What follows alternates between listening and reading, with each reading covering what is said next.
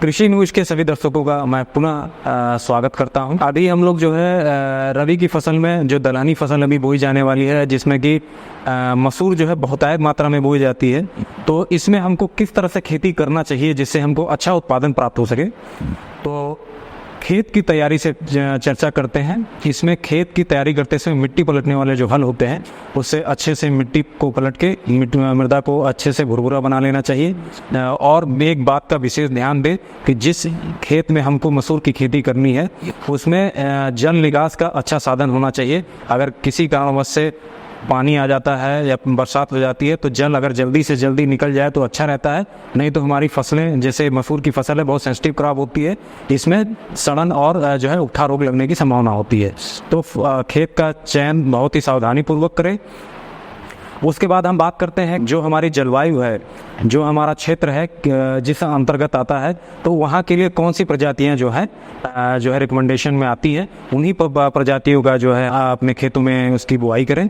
जैसे कि अभी आपकी जो प्रमुख प्रजातियाँ जिसको हम अपनी बुआई में प्रयोग कर सकते हैं, जैसे हमारी जो है PL 320 है, L 4717 है, KLS 9-3 है, और इस तरह की तमाम प्रजातियाँ, अच्छी प्रजातियाँ जो कि हमारे यहाँ क्षेत्र के हिसाब से रिकमेंडेड है, इसका अगर हम प्रयोग करते हैं तो इसका जो हमें हमको पैदावार भी मिलेगी और ये रोग बीमारियों के प्रति जो है प्रतिरोधक क्षमता भी रखती है, तो हमको जो है अच्छा उत्पादन भी प्राप्त होगा। अब हम बात करते हैं कि बुआई का सही समय क्या है। अधिकतर हम ये देखते हैं कि किसान भाई जो है मसूर की खेती में बहुत विलम्ब कर देते हैं, जो कि नहीं करना चाहिए। मसूर की बुआई के लिए अक्टूबर के मध्य से नवंबर के प्रथम सप्ताह से दूसरे सप्ताह तक ही इसकी जो है उचित समय होता है बुआई का। अगर इस समय हम बुआई करते हैं तो हमको जो है अच्छा उपज प्राप्त होगा। तो बुआई का समय आपने जान लिया। जहां बात आती है बीज दर की, तो अधिकतर हम देखते हैं कि किसान भाइयों को हम ये सलाह भी देते हैं कि जो रिकमेंडेड आपकी जो बीज दर दी गई है उसी का पालन करना चाहिए। जैसे कि 40 kg प्रति हेक्टेयर के दर से ही आप जो है मसूर की खेती में बीज का प्रयोग करें। कहीं कहीं किसान भाई इससे ज़्यादा प्रयोग कर लेते हैं या कम भी प्रयोग कर लेते हैं, जो कि आपके उत्पादन को प्रभावित करती है। बीज उपचार का हमको इसमें विशेष ध्यान देना चाहिए। चूँकि ये दलहनी फसल से ताल्लुक़ रखने वाली फसल है, तो इसमें हमको जो है चूँकि इसमें नेचुरली जो है राइजोबियम की गांठें बनती हैं, लेकिन अगर हम जो है 10 kg बीज पे को जो है 250 ग्राम राइजोबियम कल्चर से अगर हम उपचारित करते हैं, जिसका तरीका है कि आप जो है 50 ग्राम गुड़ लेके पानी में अच्छा सा घोल बना लें और उसमें राइजोबियम के पैकेट डाल करके अच्छा मिश्रण तैयार करके, और जो है आपका बीज है मसूर का, किसी भी प्रजाति का हो, उसमें जो अच्छे से उसको जो है लेपित कर लें। और ये सारा प्रोसेस इस विशेष ध्यान दीजिएगा कि इसको जो है ठंडे और छाँव वाले स्थान पे करें। तो अच्छे से मिश्रण तैयार करके इसको सुखा करके तभी आप जो है खेतों में इसका प्रयोग करें। चूँकि इसमें राइजोबियम कल्चर आप प्रयोग कर रहे हैं, तो इसमें जो है गांठें अच्छी बनेंगी। और राइजोबियम का काम ही यही है कि आपका जो है वातावरणीय जो नाइट्रोजन है उसको जो जड़ों में फिक्स करता है, जिससे कि फसल का ग्रोथ अच्छी होती है, विकास अच्छे होते हैं, तो इसमें दाना अच्छा आएगा और साथ ही साथ पौधे की जो ब्रांचेज हैं वो बढ़ेंगी और इससे जो है आपको उत्पादन पे अच्छा फर्क दिखाई देगा। तो किसान भाइयों, मैं इसमें सलाह दूंगा कि अगर आप मसूर की खेती में उर्वरकों का प्रयोग करने जा रहे हैं, तो कोशिश ये करें कि आप जो है बुआई से पूर्व ही जो है अपने खेत में से खेत के बीचों बीच हिस्से जिसमें आप जो है मसूर की खेती करने चाह रहे हैं, उसमें 4-5 जगहों से जो है मिट्टी का जो है सैंपल कलेक्ट कर लें और उसको जो है अच्छे से साफ़ करके उसमें इस बात का ध्यान दें कि ना उसमें कोई किसी अन्य फसल का कोई अवशेष आए, ना कोई खरपतवार का अवशेष आए, ना कोई गिट्टी कंकड़ पत्थर आए। इसको जो अच्छे से अगर 250-300 ग्राम आप मिट्टी इकट्ठा कर लेते हैं, आधा किलो, तब उसको जो है फिर अपने निकटतम कृषि विभाग से, कृषि विज्ञान केंद्रों से जाके अपनी मिट्टी की जांच अवश्य करवाएं। इससे आपको जो है अपनी मिट्टी की जो पोषक तत्वों की जो मात्रा है कैसे, वो उसमें आपको पता लग जाएगा और उसके बाद ही जो है उर्वरकों का प्रयोग कर पाएंगे आप अच्छे से।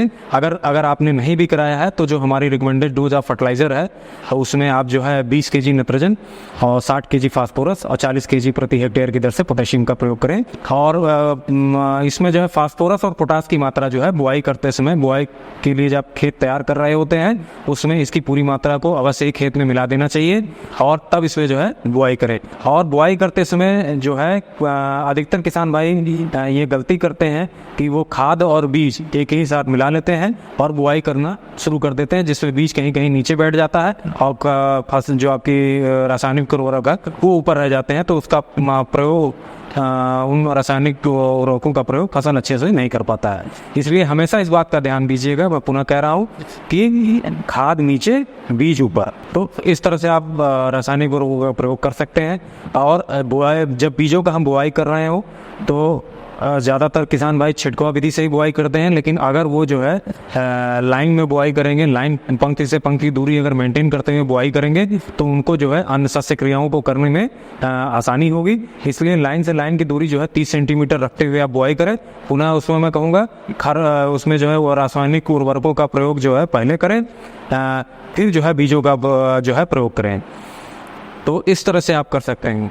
और जो है बुआई के तुरंत बाद ही जो है जो प्री इमर्जेंस वीडिसाइड है, जैसे पेंडिमिथलिन है, इसका प्रयोग आप जो है बुआई के बाद जो पाटा लगा के उसमें आप जो है इसका प्री इमर्जेंस वीडिसाइड का प्रयोग करें, जिससे आपको शुरुआती जो दौर में जो आपके जो खरपतवार उगते हैं वो आपको इससे निजात मिल जाएगी।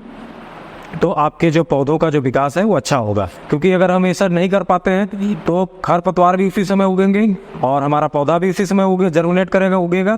तो आपके जो पोषक तत्व हैं वो आपस में कंपटीशन बढ़ जाएगा। जो पौधे को जितनी मात्रा में लेना चाहिए वो नहीं ले पाता, जिससे उसकी कहीं ना कहीं वृद्धि रुकती है।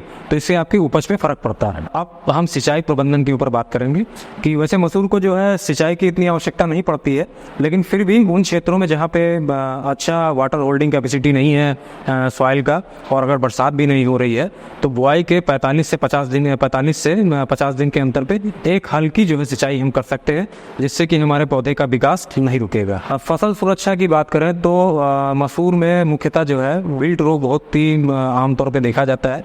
इसके लिए आप जो है जब बीज शोधन कर रहे हो उसी समय जो है एक तो फंजीसाइडों का जो है उससे बीज उपचारित करके बुआई करें। और अगर फसल में सिंचाई के बाद जो है या मतलब अगर खेत में नमी है तो उसमें जो है आप जो है कॉपर ऑक्सीक्लोराइड का भी प्रयोग कर सकते हैं। और इसमें जो है माहू भी आता है, तो इसके उपचार के उसमें भी आप इंसेक्टिसाइडों का भी प्रयोग कर सकते हैं बीज उपचार करते समय, या फिर इसमें जो है आप जो है इमिडाक्लोरोपिड का भी प्रयोग कर सकते हैं, जिससे कि आपकी फसल का सुरक्षा होगी और इससे आपको कोई परेशानी भी नहीं आएगी आपकी फसल को। तो किसान भाई इन सभी शस्य क्रियाओं का अगर आप सही समय पे पालन करेंगे तो आपको जो है आपकी फसल सुरक्षित भी रहेगी, अच्छी से विकास भी करेगी, उसमें अच्छे दाने पड़ेंगे और जो है आप अच्छा उपज प्राप्त कर सकते हैं। तो इन्हीं सब बातों के साथ मैं अपनी बात को विराम देता हूं और पुनः मैं कृषि न्यूज के सभी दर्शकों का स्वागत करता हूं। धन्यवाद।